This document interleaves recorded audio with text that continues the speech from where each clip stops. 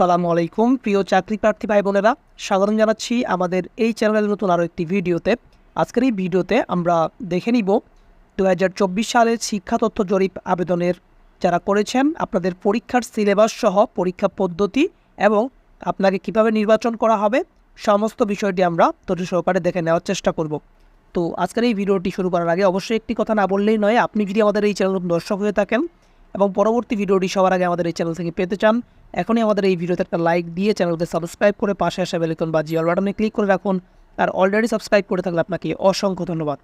তো কথা না বাড়িয়ে শুরু করবো আজকের ভিডিওটি। তো চলুন শুরু করা যাক। তো আপনারা থাম্বনেল পিকচার দেখেই বুঝেছেন যে আজকের এই ভিডিওতে আমরা আলোচনা করতে চলেছি ইতিমধ্যে আপনারা যারা ব্যানবেইস থেকে প্রকাশিত শিক্ষা তথ্য জরিপ 2024 সালের যে নিয়োগ বিজ্ঞপ্তি 1000 পদের, অনেকেই আপনারা এখানে আবেদন করেছেন এবং আপনারা এখনও সন্দিহান যে এই নিয়োগ বিজ্ঞপ্তিতে আবেদনের জন্য আপনাদের কি পড়তে হবে বা পরীক্ষার সিস্টেমটা কী বা পরীক্ষা পদ্ধতিটা কী, আপনি কিভাবে পরীক্ষা দিয়ে এখানে উত্তীর্ণ হবেন বা আপনার রেজাল্ট কবে নাগাদ দেওয়া হতে পারে, সব কিছু নিয়ে আজকের এই ভিডিও আমরা তৈরি করেছি। তো প্রথমে আমি চলে আসবো সেটা হচ্ছে আপনার কি পড়তে হবে।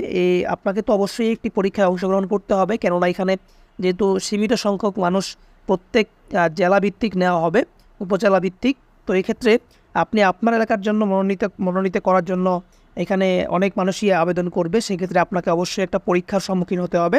সেটা হচ্ছে একটা এমসিকিউ পরীক্ষা, যেটা প্রিলিমিনারি পরীক্ষার মতো অনুষ্ঠিত হবে। এখানে 50 নম্বরের এমসিকিউ পরীক্ষা নেওয়া হতে পারে। এখনও শিওর না যে তারা পরীক্ষাটা কোন বিষয়ের উপরে নেবে, তবে আমরা যতটুকু বুঝতে পারছি বা জানতে পেরেছি এটুকু থেকে বলা যায় যে আপনারা বাংলা বিষয়ের উপরে, এক কথায় বাংলা ব্যাকরণের উপরে সাধারণ ধারণা রাখবেন। নবম দশম শ্রেণীর যে বইটা আছে সেই সাথে আপনাদের পড়তে হবে আইসিটি বিষয়ের বেশ কিছু প্রশ্ন, যেগুলোতে ইন্টারনেট ব্রাউজিংয়ের যে সমস্ত তথ্যগুলো দেওয়া থাকে সেগুলো কিন্তু আপনাকে পড়তে হবে।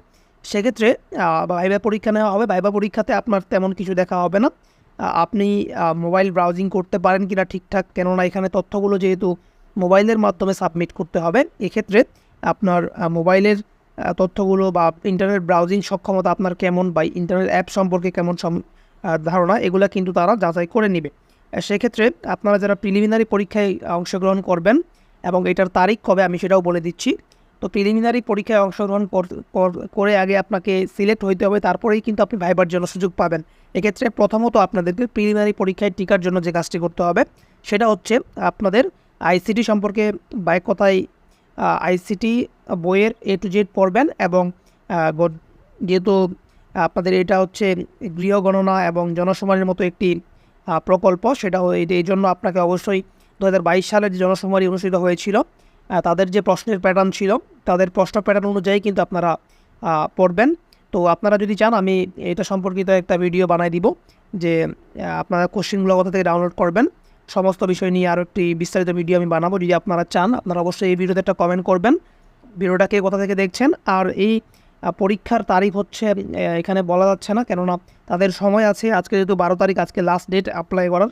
যারা এখনও অ্যাপ্লাই করেন নাই অ্যাপ্লাই করে ফেলুন, আমাদের চ্যানেলে ভিডিও দেওয়া আছে। যারা অ্যাপ্লাই করেছেন তারা তো করেই ফেলেছেন। তো আপনারা পরীক্ষার জন্য যে বিষয়গুলো পড়বেন আমি বলে দিলাম। সাধারণ জ্ঞান, সাম্প্রতিক যে বিষয়গুলো আছে সাধারণ জ্ঞান সম্পর্কে পড়বেন এবং আইসিটি পড়বেন।